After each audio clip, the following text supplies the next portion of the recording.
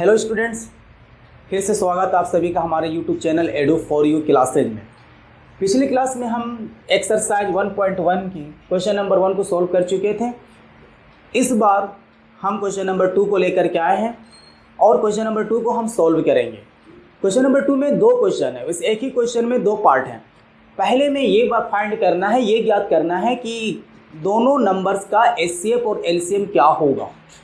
उनके बाद जब एचसीएफ और एलसीएम हम ज्ञात कर लेंगे तो फिर मुझे उस चीज़ को जांच भी करना है। जांच ये करना है कि एचसीएफ और एलसीएम का प्रोडक्ट यानी कि गुणनफल क्या बराबर होता है उन दो नंबर्स का गुणनफल के बराबर।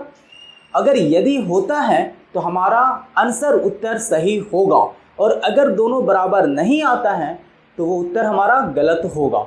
तो शुरू करते हैं हम पार्ट 1, यानी कि हम सबसे पहले एचसीएफ और एलसीएम को ज्ञात करते हैं। तो एचसीएफ और एलसीएम ज्ञात करने के लिए हम यहाँ पर जो विधि अपनाएंगे वो विधि होगा आपका अभाज्य गुणनखंड विधि, यानी कि प्राइम फैक्टराइजेशन मेथड। तो हम शुरू करते हैं सबसे पहले क्वेश्चन नंबर 1 से। क्वेश्चन नंबर 1 क्या कह रहा है, 26 और 91 का एचसीएफ और एलसीएम पहले ज्ञात करते हैं। तो हम लिया 26 का, तो फिर से हम वही मेथड प्राइम फैक्टराइजेशन मेथड यानी कि अभाज्य गुणनखंड विधि से। तो हम क्या करेंगे, यहाँ ये 2 से डिवाइड हो रहा है, 2 से ये 13 बार में, और ये 13 अभाज्य नंबर है यानी कि ये 13 से ही डिवाइड होगा, तो 13 से ये 1 टाइम्स में। चलिए अब इनका क्या होगा, 26 का हमारे पास आया है नंबर्स, वो है 2 एंड 13।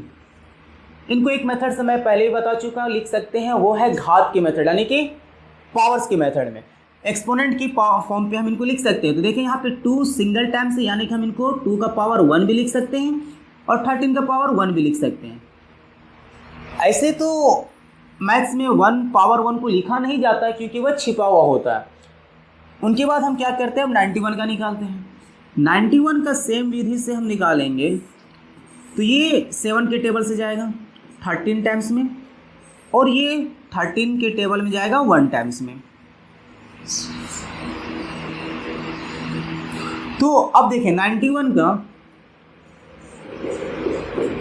बन करके हमारे पास 7 और 13, फिर से इनको हम घात के फॉर्म पे लिख लेते हैं, तो 1 एंड 1।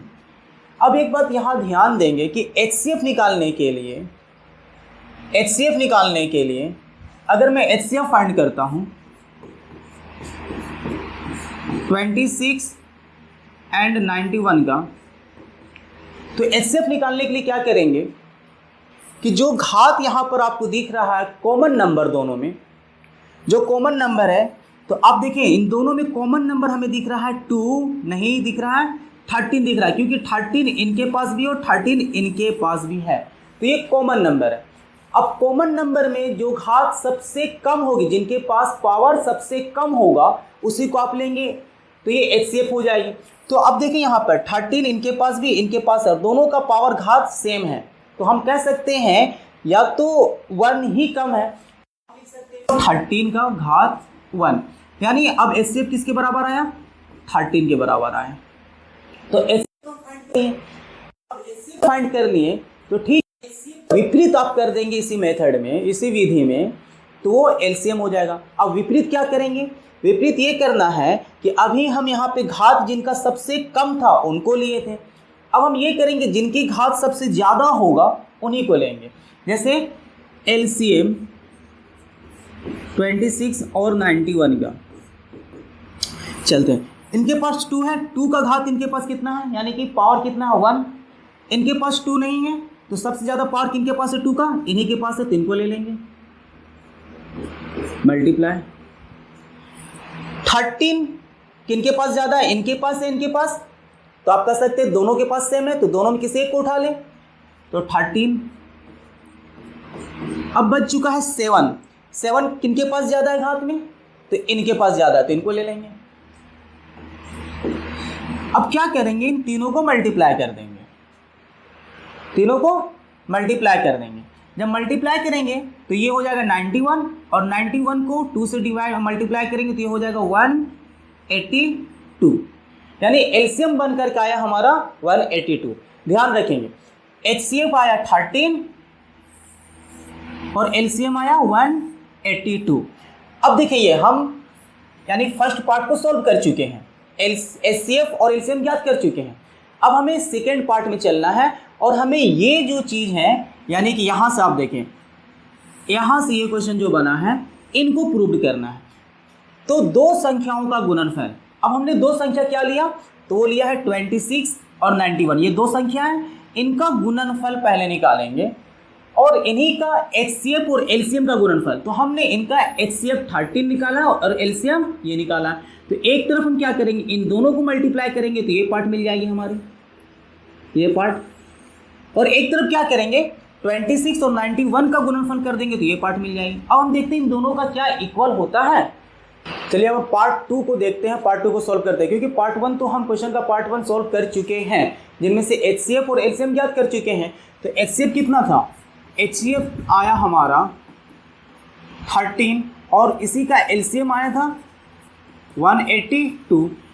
ठीक है, अब पार्ट 2 में मुझे ये बताना है, ये सिद्ध करना है कि दो संख्याओं का गुणनफल। अब यहाँ पे दो संख्या कौन कौन है, तो एक संख्या है 26 और दूसरी संख्या है 91।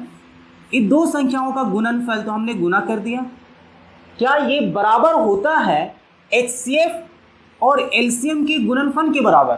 तो हम HCF 13 लेते हैं और LCM 182, दोनों को फिर से हम गुना करते हैं और हम गुना करके अब चेक कर लेते हैं क्या ये दोनों बराबर हैं या बराबर नहीं है। तो हम जब इनको गुना करते हैं तो वो अंक आता है 2366। अब जब इनको गुना करते हैं तो फिर वो अंक आता है हमारे पास 2366। यानी कि हम देख पा रहे हैं कि ये इन दोनों का गुणनफल और इन दोनों का गुणनफल का जो उत्तर जो हल आ रहा है वो दोनों के दोनों बराबर आ रहे हैं। तो इसका मतलब ये हुआ कि ये दोनों बराबर हैं और मुझे यही सिद्ध करना था। क्वेश्चन पे पार्ट 2 हमें यही सिद्ध करना था, यही ज्ञात करना था और यही प्रूव करके बताना था कि 26 और 91 का जो गुणनफल है क्या वो LCM और HCF के बराबर है या नहीं है गुणनफल का। तो हमने यहाँ पे इस क्वेश्चन पे ये भी पाया कि इन दोनों का गुणनफल HCF और LCM के गुणनफल के बराबर होता है। तो हम यहाँ पर सिद्ध कर चुके हैं। उम्मीद है करते हैं कि आपको ये वीडियो समझ में आया होगा, और अगर आपको समझ में आया है तो बाकी की जो क्वेश्चन यहाँ पे छूटे हुए हैं 2 और 3 वो अब आपको सॉल्व करना है और आंसर को कमेंट करके ज़रूर बताएं। और अगर हमारी वीडियो आपको पसंद आए तो आप अपने दोस्तों के साथ शेयर ज़रूर करेंगे। फिर मिलते हैं अगली वीडियो में।